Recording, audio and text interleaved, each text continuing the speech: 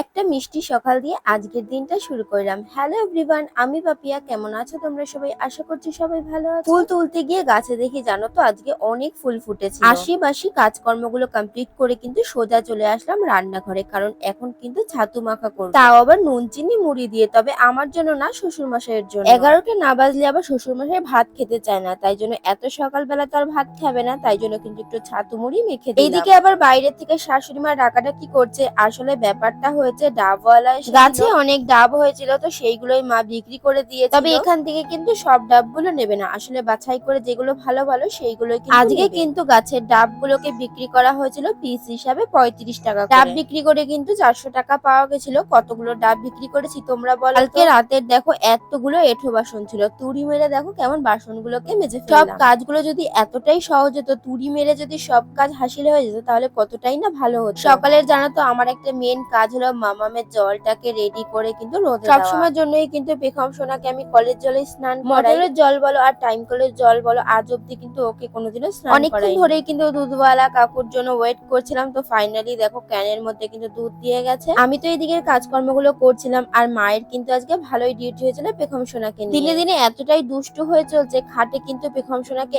একদমই রাখা যায় না। সকাল থেকে কিন্তু এইভাবেই ওকে মাদুর পেতে নিচে রাখার চেষ্টা করি। দেখতে তো পেলে দিনে দিনে কেমন দুষ্টুমিটা বেড়ে চলছে। একটা খেলনা দিয়ে কিন্তু 1 সেকেন্ডও খেলতে চায় না, দেখো ফেলে দিয়ে কিন্তু দৌড়ে পালিয়ে যাচ্ছে। কিন্তু আমি স্নান সেরে চলে এসেছিলাম ঠাকুর ঘরে। গোপু সোনাকে কিন্তু সকালের ভোগ দিয়ে দিলাম। হঠাৎ করে কিন্তু ডেলিভারি বয় ফোন করলো, বাইরে দৌড়ে গিয়ে দেখি একটা পার্সেল এসেছে। তো আজকের পার্সেলটা কিন্তু মায়ের শাশুড়ি মাকে কিন্তু আজকে রান্নাঘর থেকে একদমই ছুটি দিয়ে দিয়েছে। সকাল থেকেই মাকে বলেছি তুমি আজকে পেখম সোনাকে সামলাও, আজকে রান্না বান্না কিন্তু সবকিছু আমি নিজে হাতেই করব। বাজার থেকে কিন্তু বাবা রুই মাছ এনেছিল, তো মাছগুলোকে কিন্তু ভালো করে ধুয়ে নুন হলুদ মাখিয়ে তেলে ছেড়ে দিলাম। রুই মাছ আর চিকেন, এই দুইটা জিনিসই কিন্তু আমি ভালো রান্না করতে পারি। এছাড়া কিন্তু অন্য মাছ ভাজতে গেলে, রান্না করতে গেলে আমার একটু প্রবলেম হয়। কেন জানি না, রুই মাছটা ভাজার সময় কিন্তু খুব সুন্দর ভাবে রুই মাছটা ভাজা হয়ে যায়, আর অন্য মাছ রান্না করতে গেলে কেন জানি না কড়াই। এবার অনেকেই বলতে পারো যে তেলটা ভালোভাবে গরম হয়ে যাওয়ার পরে কিন্তু মাছগুলোকে দিতে। এতটাই আমি তেলটা গরম করি যে তেলের থেকে কিন্তু ধোঁয়া উঠতে থাকে, তাও কেন জানি না অন্য মাছ দিলেই মাছগুলো কেমন জানি লেগে ভেঙে চুরে যায়। তার থেকে বাবা আমার এই রুই মাছ আর চিকেনটাই ভালো। এই দুটো কিন্তু আমি খেতেও ভালোবাসি আর রান্না করতেও ভালোবাসি। আলুগুলোকে কিন্তু ভাজা হয়ে গেছে, তারপরে কিন্তু এক একটা করে আমি মশলা অ্যাড করছিলাম। অন্যান্য দিন জানো তো আমি ঘষণির সাহায্যে মশলাগুলোকে ঘষে নিই, আর আজকে কেন জানি না ঘষণি দিয়ে ঘষতে ইচ্ছা করছিল না। পেঁয়াজ আদা টমেটো সবটাই কিন্তু আমি মিক্সিতে পেস্ট করে নিয়েছিলাম। মশলাটা কিছুক্ষণ ধরে কষানোর পরে কিন্তু আমি আস্তে আস্তে মাছগুলো দিয়ে একটু নাড়াচাড়া করে নিচ্ছি। মাছগুলোকে কষানোর পরে কিন্তু জল দিয়ে কিছুক্ষণ ফুটিয়ে নিয়ে গরম মশলা দিয়ে দেখো আমি মাছটাকে নামিয়ে নিলাম। সকালবেলার দিকে একটা এক্সট্রা ডিম সিদ্ধ ছিল, তো সেটাই কিন্তু মাছের ঝোলের মধ্যে দিয়ে দিয়েছিলাম। মাঝখানে কিন্তু মামামের জন্য খিচুড়িটা বানিয়ে নিয়েছিলাম, আর আজকের খিচুড়িটা কিন্তু একটু অন্যরকম ভাবে বানিয়েছিলাম। মামামের যেহেতু 1 বছর কমপ্লিট হয়ে গেছে, তাই জন্য ডাক্তার কিন্তু বলেছে যে খাবারে কিন্তু একটু একটু করে নুন অ্যাড করতে পারবে। সামান্য একটুখানি ফোড়ন দিয়ে নুন হলুদ দিয়ে কিন্তু সবজি দিয়ে মামামের খিচুড়িটা আজকে বানিয়েছিলাম। মা আবার কোথা থেকে এনে 3টে জামরুল হাতে দিল। তো চলো আমি জামরুল খেতে থাকি। সবাইকে টাটা।